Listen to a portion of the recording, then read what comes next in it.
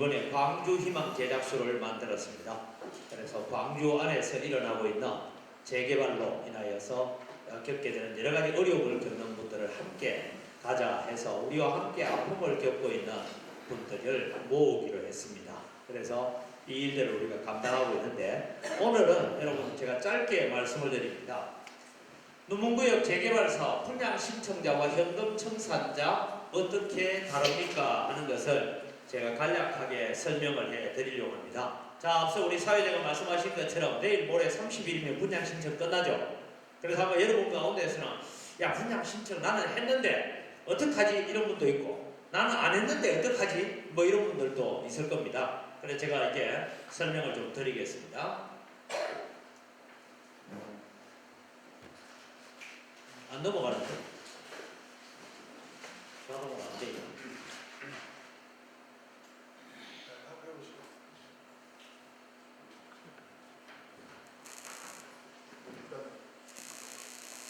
네. 자, 일단은 분양 신청을 먼저 하고 나중에 조건이 맞지 않으면 관리 처분에 가서 분양 본계약 하지 않고 현금 청산하면 된다라는 얘기를 들어보신 분 손 들어보세요. 조합 쪽에서 전화하시면서 일단은 분양 신청 먼저 하시고 그 다음에 나중에 관리처분 총회의 자료들을 보고 난 다음에 마음에 안 든다, 내 생각하고 안 맞다 이러면 본 계약을 안 해도 된다, 이런 의도로 얘기하는 전화를 못 받으셨습니까? 여러분은 이미 적색분자로 다 구분이 돼가지고 전화도 안 오는 모양입니다. 그죠? 예. 자, 여러분 이것을 기억했습니다. 일단은 분양 신청을 하고, 여러분 일단은 분양 신청을 먼저 하고 기다렸다가 나중에 조건 맞지 않으면 관리처분에 가서 분양 본계약하지 않고 현금 청산하면 됩니다 하는 얘기가 이거 뭐라고요? 이게 자꾸 길어져요. 피노키오 코가 왜 길어집니까? 거짓말을 할 때마다 길어지죠. 그래서 제가 이 이모티콘을 하나 구해봤습니다. 예. 자, 과연 그럴까요? 일단 두 길로 나누어진다는 건 아시죠? 어떻게 나누어집니까? 분양 신청자하고 현금 청산자. 이 현금 청산자 중에는 또 나누어집니다. 재개발 반대자가 포함되어 있습니다. 그래서 이 두 종류의 사람들이 다시 각각 두 종류로 나누어지면 몇 종류가 되죠? 네 종류가 됩니다. 자, 이제 봅시다.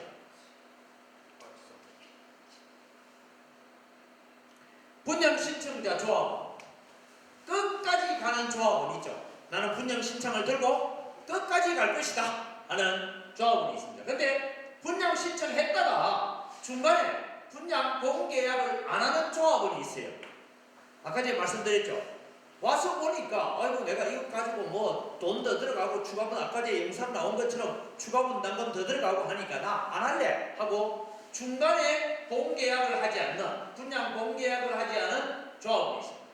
그 다음에 분양 신청 반대자, 현금 청산자 중에도 두 종류의 사람이 있습니다. 하나는 이 돈 받고는 못 간다 하면 무슨 일이 일어날까요?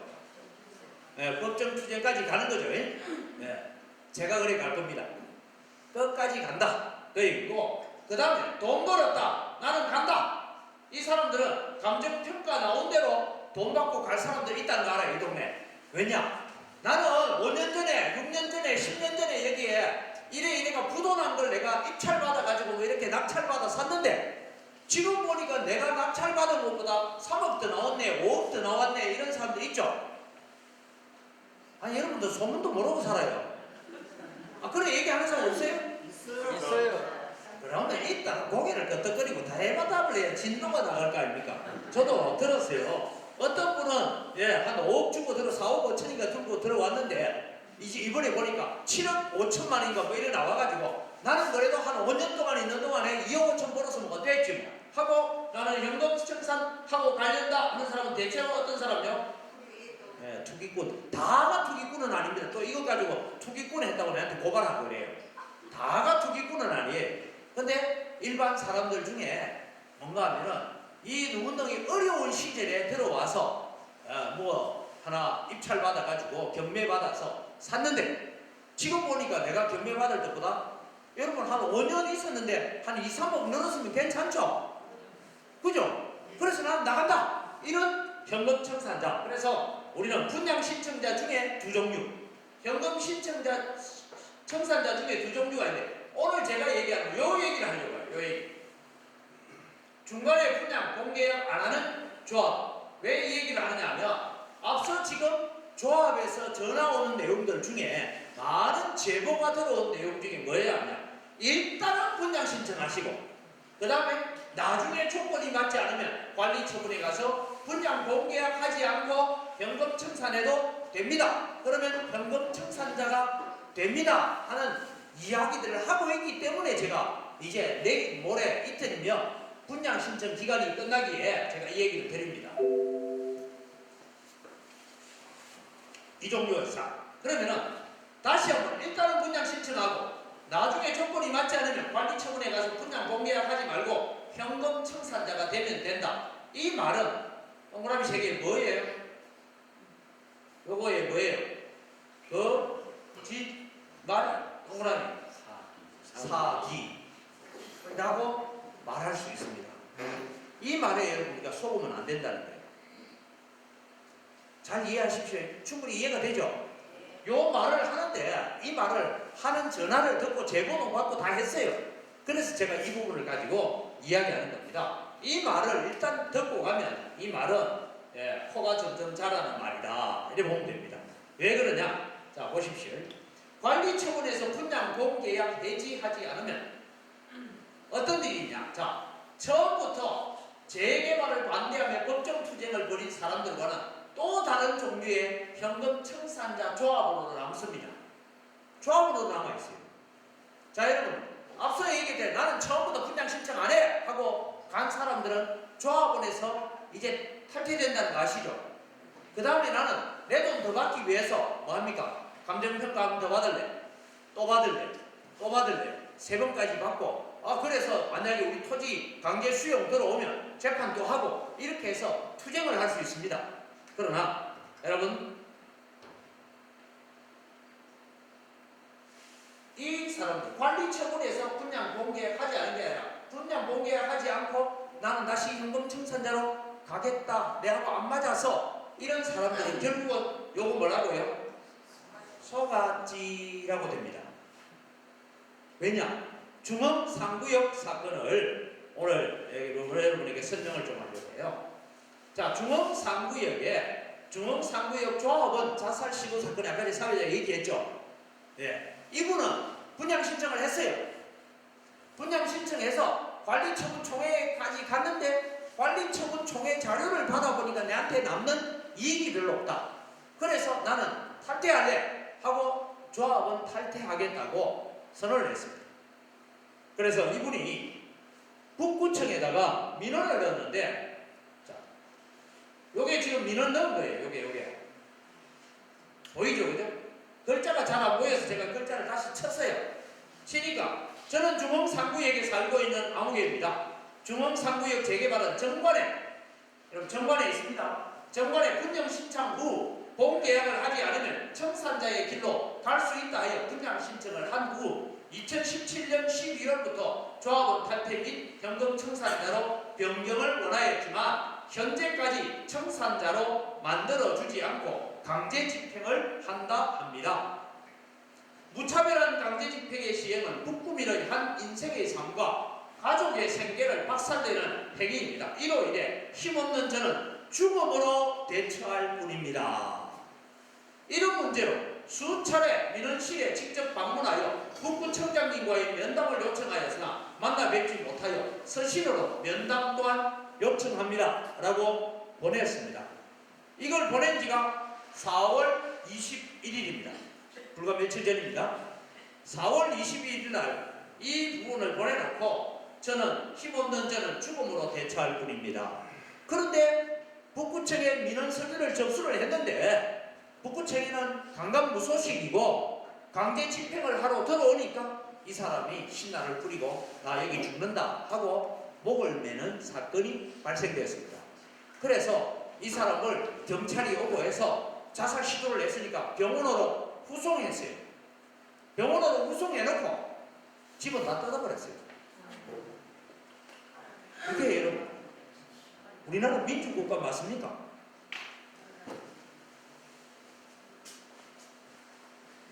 사람 병원에 자살하려고 시도해서 병원에 후송시키는 거 집은 철거를 했어요.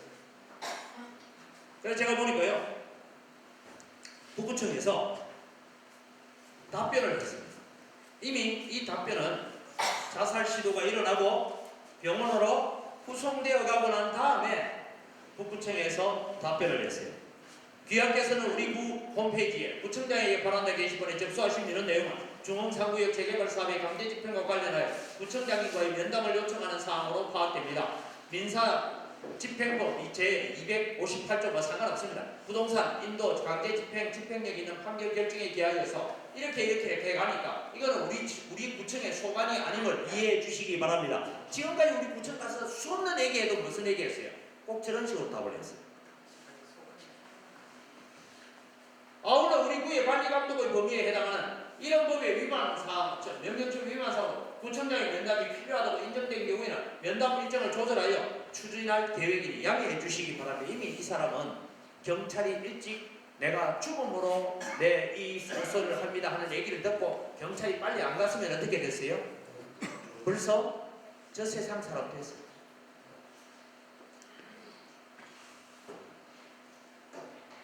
자, 보십시오. 일단 분양 신청을 하면 이런 사람 꼴이 됩니다. 으아! 돼요. 왜? 빼도 박도 못하고 조합으로 남아야 합니다.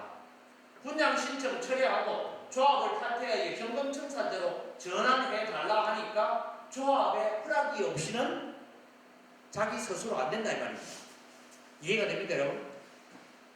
지금은 여러분의 나 분양 신청 안 하고 나는 현금청산해서 내 재산 더 챙기기 위해서 나는 감정평가 제대로 받고 내가 선정한 감정평가서 불러와가지고 제대로 받고 해서 돈 더 받을래. 이런 사람하고 분양 신청했다가 분양 신청 기간이 끝나고 난 뒤에는 이런 권한은 없습니다.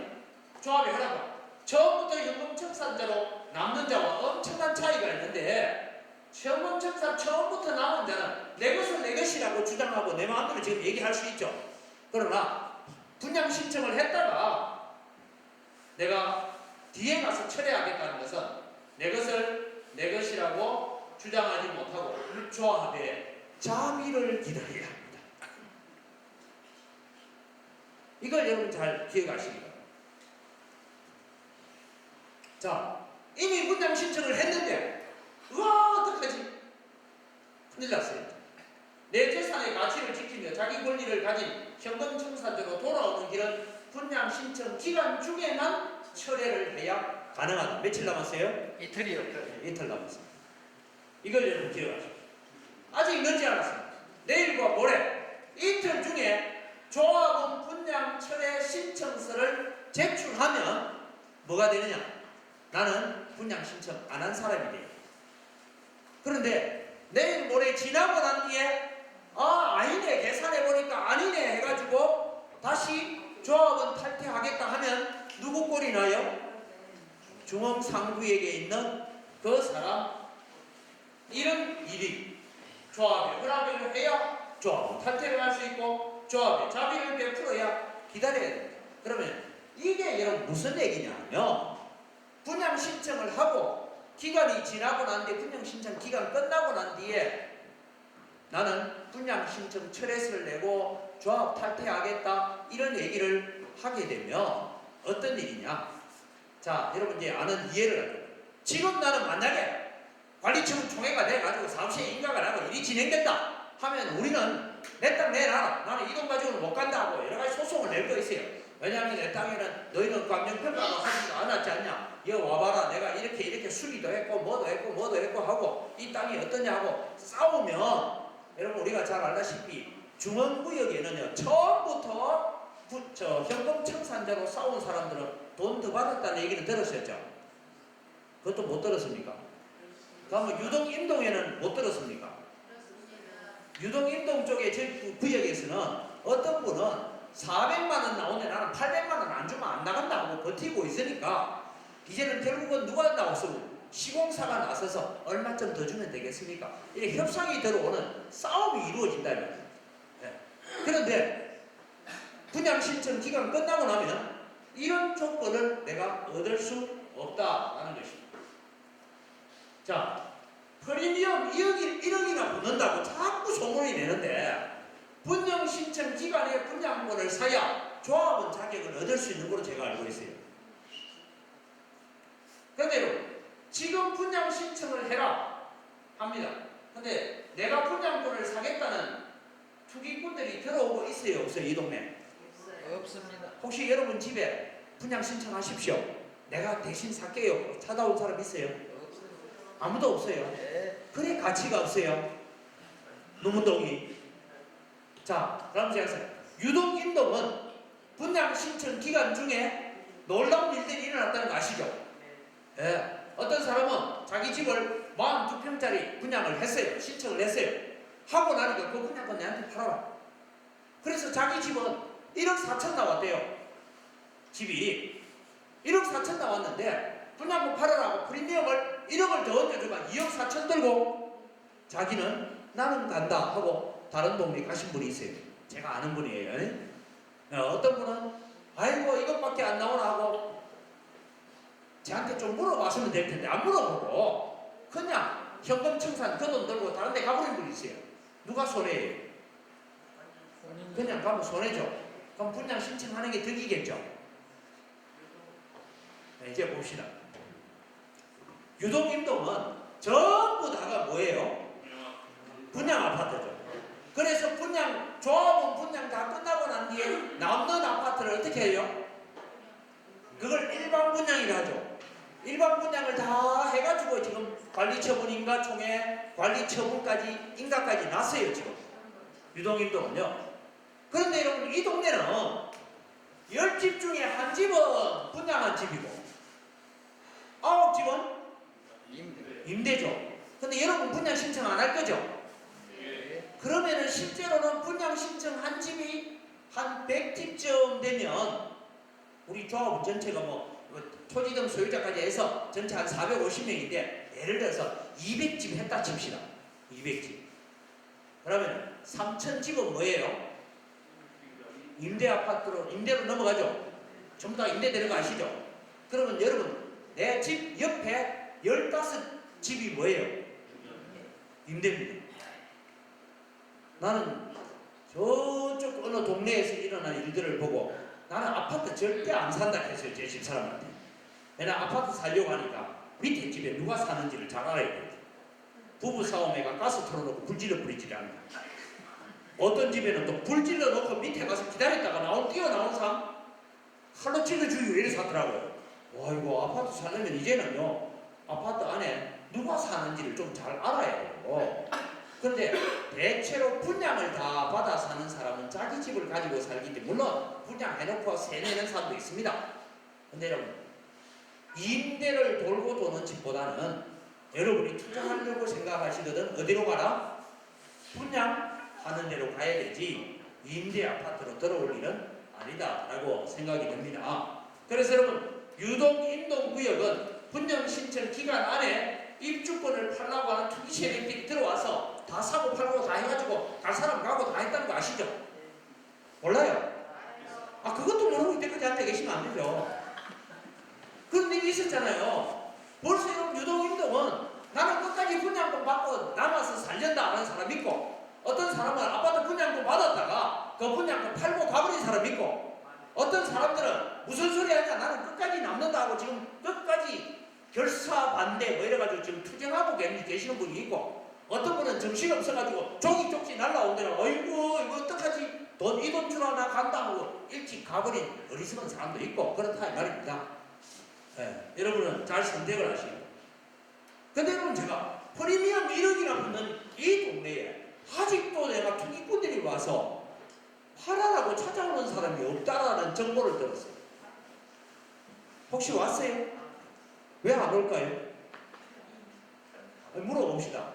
지금 분양 신청 기간 중에 들어와서 입주권 분양권을 사야 되는데 왜 안 들어올까요? 참 저같은 사람들 답을 잘 안 하네. 진짜 경상도 못해. 왜냐하면 이런 프리미엄 붙는다는 것은 가봐야 안다 이 말이에요. 가봐야. 자, 분양 신청 기간에 다시 만약에 분양권이나 입주권을 팔고 난 뒤에 사업이 안 되면 어찌 될까요? 요거는 몰랐죠? 그것도 걸립니다. 예, 내가 집을 50평짜리 가지고 있는데 골목 안집이어서 50평짜리 집이 대략 300만 원 나왔죠, 그죠? 집집마다 좀 평균적으로 300만 원 나왔어요. 그럼 1억 5천 나왔어요. 1억 5천 가지고 내가 어떻게 하고 고민하고 있는데 어떤 분이 찾아왔어요. 야, 분양권 아파트 42평짜리. 이 사람은 42평짜리 들어가려면 내가 돈이 어디 있노? 신청만 해라. 내가 네 분양권 프리미엄 주고 살게 해가지고 내보고 1억을 더 주고 2억 5천을 나는 받고 다른 데로 갔어요.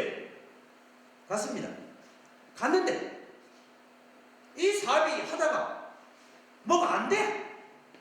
안 되면 누구 책임요? 잘 모르겠죠? 누구 책임을, 누가 책임져야 될 거예요?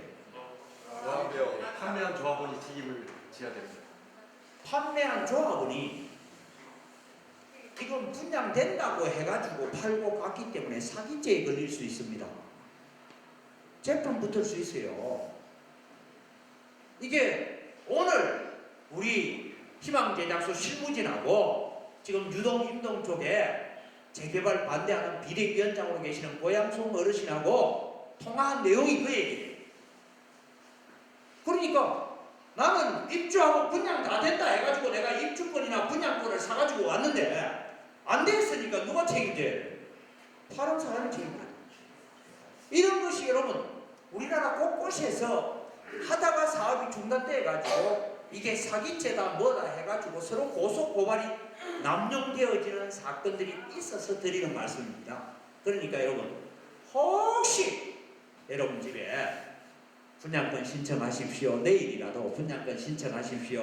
그 분양권 제가 사겠습니다. 1억 더 얹어주면 되겠습니까? 2억 더 얹어주면 되겠습니까? 라고 돈을 주거든 밑에다가 특약을 써야 됩니다. 이 사업이 되든 안 되든 책임은 네가 진다. 그거 적어놔야 돼요. 나는 이 사업이 지금 될지 안 될지 정확하게 모른다. 그러나 네가 이것을 투기하기 위해서 들어왔으니까 되든지 안 되든지 모든 책임은 누가 지라고?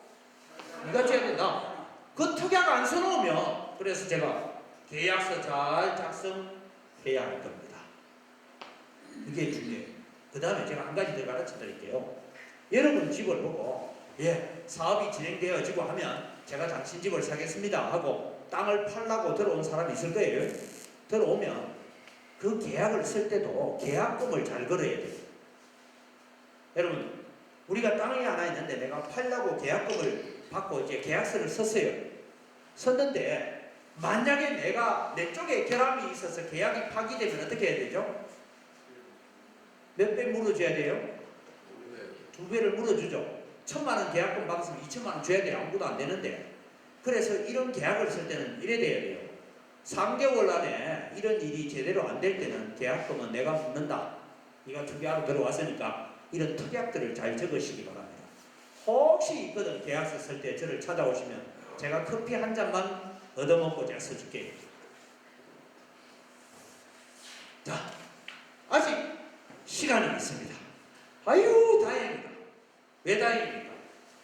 지금 조합원 분양 신청, 조합원 분양 철회 신청서를 제출할 마지막 시간이 남아 있습니다. 언제까지요? 화요일까지.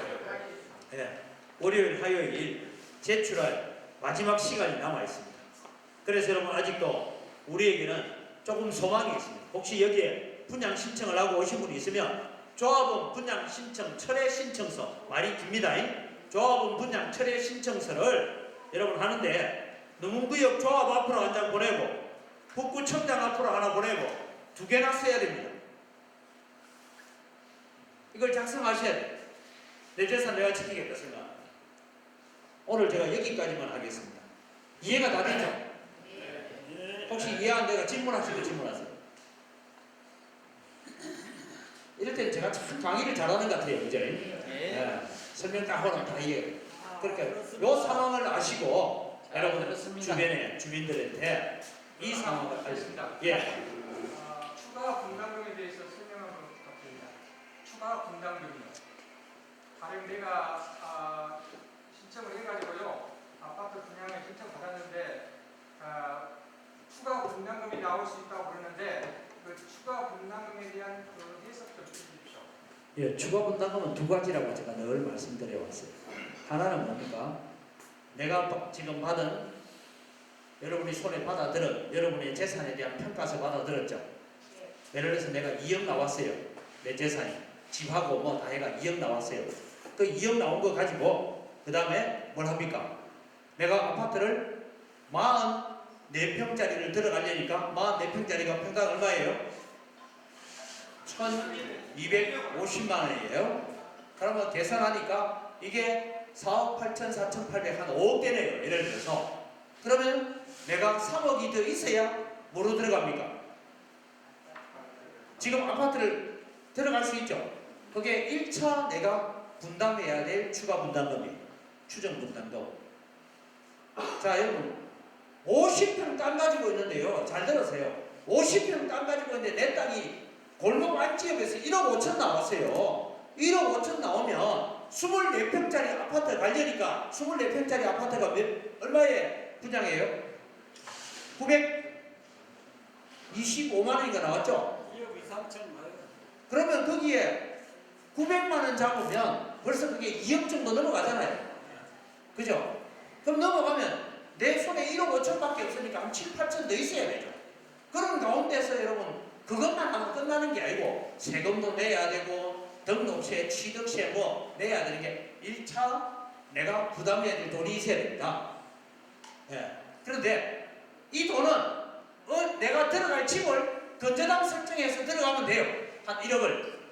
제가 보니까 한 1억 5천을 건저당 설정을 해서 내가 들어가니까 원금과 이자를 갚아가는 것이 30년 동안 계산하니까 최소한 한 달에 한 80만 원씩 원금 이자를 갚아가면서 30년을 살아야 돼요. 여러분들이 혹시 돈을 좀 많이 가지고 나는 80만 원 정도 내는 거야. 내가 끄떡없어. 이런 분은 신청하면 돼요. 그런데 여러분 지금 내가 살고 있는데 우리 집에 도시가스만 넣어주면 되잖아요. 안 그래요? 예. 도시가스 넣어주면 살 텐데 그러면은 여러분 은행 이자 나가요 안 나가요? 원금 갚아야 돼요 안 갚아야 돼요? 안 갚아도 되죠. 그 다음에 이 지역이 약 한 7천 세대가 들어서면 땅값 올라가겠어요 안 올라가겠어요? 그 문제입니다. 그 다음에 두 번째 추가 분담금이 나와요. 두 번째 추가 분담금은 제가 지금 이거 드러내기인데 지금 여러분 이 사업이 그대로 진행되면 설계 변경할까요 안 할까요? 설계 변경하죠. 자 설계 변경하기 시작하면 뭐가 들어가기 시작해요? 공사 비용, 재정 비용 이렇게 들어갑니다. 그래서 공사하다가 발생되어지는 지연 이자금이 들어요. 왜? 우리가 끝까지 버틸 거거든요. 버티는 사람들 다 계산해가지고 또 돈 내줘야 되죠. 그죠? 이런 계산을 하다 보면 공사 지연에 의해서 생기는 거, 그 다음에 공사하다가 무슨 사고가 나든지 공사하다가 뭐 어디서 안반이 나왔든지 어디는 땅이 너무 물러가지고 뭘 메꿔야 된다 이런 얘기가 나오면 그 공사비에 나오는 추가 분담금, 그 다음에 이 추가 분담금이 또 하나는 미래 에셋이 내보다 비싸게 사갈지 싸게 사갈지 몰라요. 지금 계약했어요? 그래서 제 얘기는 미래 에셋하고 계약부터 하고 와라 이 말입니다. 그래야 알 거 아니에요. 그런데 여러분 정작 관리처분 총회 앞에 딱 갔는데 미래 에셋은 900만 원에 가져가기로 하고 내 집은 1000만 원에 사야 된다. 이러면 여러분 그때 가서 나 안 해 하고 나오면 무슨 사건이 생겨요? 네, 중앙사무역과 같은 그런 신세가 된다 이 말입니다. 그래서 조합장은 이 모든 것을 다 설명하고 난 뒤에 전체적인 계산을 뽑아놓고 분양 신청을 해야 돼요. 근데 안 하잖아요. 그 다음에 조합장이 여러분 보고 모여라 이렇게 설명해 주겠습니다 한 적 봤어요? 이거 왜 내가 해야 돼? 누가 해야 돼? 이 두 가지 추가 분담금이 발생돼요. 이해가 됐습니까? 예. 제 할 일 다 끝났습니다. 마치겠습니다.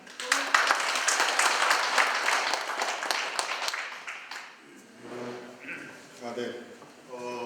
오늘 진짜 빨리 끝났죠? 오늘은 좀 이렇게 끝나기 전에 이제 분양 신청 마감되기 전에 좀 집중해서